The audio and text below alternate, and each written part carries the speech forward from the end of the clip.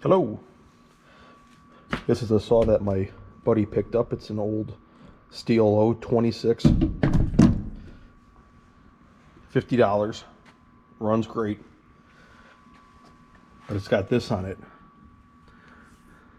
It appears at some point the bar oil reservoir broke off for some reason, and it was replaced with a PVC primer can.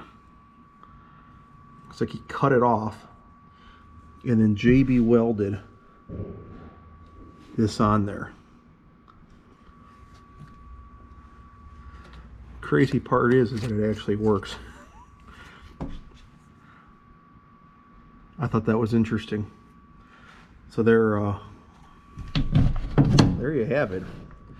This is a valid option if you need to replace a cap. Now granted, this is the oil, not the gas. Probably wouldn't work too well on here. It'd probably dissolve right away, but for the oil, not too shabby.